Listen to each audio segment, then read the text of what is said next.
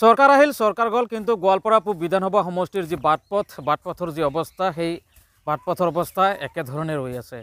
আমি আজি দেখুৱাম পি লাইভৰ দৰ্শকসকলক এখন অদ্ভুত দলং, যিখন দলঙে আচলতে এক মৰণফান সদৃশ হৈ আছে।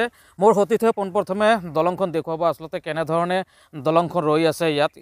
এয়া হৈছে গোৱালপাৰা পূব বিধানসভা সমষ্টিৰ যি গৌৰচটকা পদুবৰা পঞ্চায়তৰ যি পদুবৰা বজাৰৰ কাষতে লাগি থকা যি দলং আছে, এক অদ্ভুত দলং। চাওক, লৌৰ জৈছেৰে আচলতে যাতায়াত কৰিব লগা হৈছে।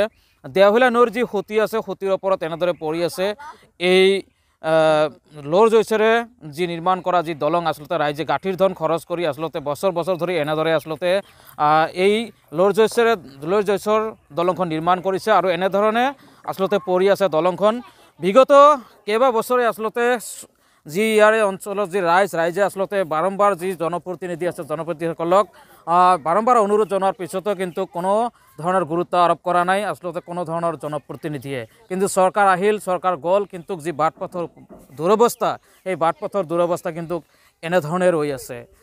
নতুনকৈ এইবাৰ যি গোৱালপাৰা পূব বিধানসভা সমষ্টি যি নতুনকৈ অন্তৰ্ভুক্ত হৈছে, এইখন আচলতে গোৱালপাৰা পূব বিধানসভা সমষ্টিৰ যি পদুপাৰা, আচলতে পদুপাৰাৰ যি বজাৰৰ কাষতে লাগি থকা যি বিজয়পুৰ বুনগাঁৱৰ এখন ব্যস্ততাপূৰ্ণ পথ। আচলতে ইয়াত শহ লোক আচলতে দৈনিক এই পথেৰে অহা যোৱা কৰে, কিন্তু এক বিপদসংকুলভাৱে অহা যোৱা কৰিব লগা হৈছে, এক জমৰ যাতনা ভুগি আছে।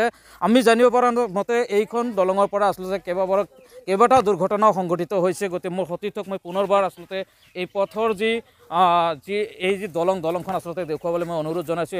এক মৰণফান সদৃশ দলং আচলতে বছৰ বছৰ ধৰি পৰি আছে, কিন্তু কোনো ধৰণৰ জনপ্ৰতিনিধিয়ে কোনো গুৰুত্ব আৰোপ কৰা নাই, এনেধৰণে পৰি আছে। মোৰ ইয়াত স্থানীয় এজন লোক আছে, তেওঁৰ পৰা জানিব বিচাৰিম।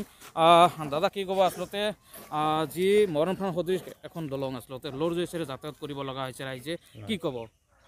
মানে আমাৰ স্বাধীনতা কালৰ পৰাই আমাৰ এই ব্ৰিজখন এনেকৈয়ে পৰি আছে। ব্ৰিজ বুলি নকয়, এইখন দলং বুলিও ক'বলৈ আমাৰ টান হৈ গৈছে, কাৰণ কি য'ত মানে মানুহ অহা যোৱা কৰাত ইমানেই মানে অসুবিধা হৈছে।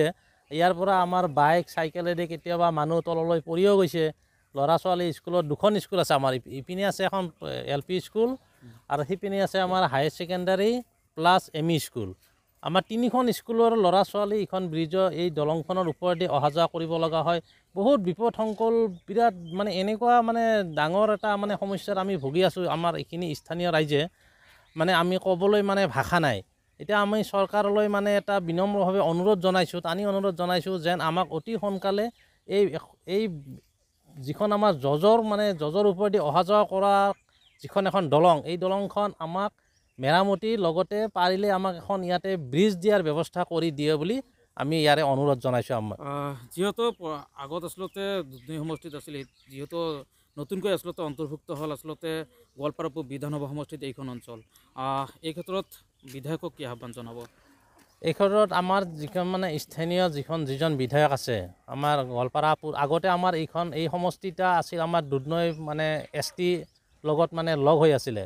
এতিয়া আমাৰ ইয়াৰ পৰা এই সমষ্টিটো আমাৰ কাটি এতিয়া গোৱালপাৰা পূব সমষ্টিত সোমাই গ'ল।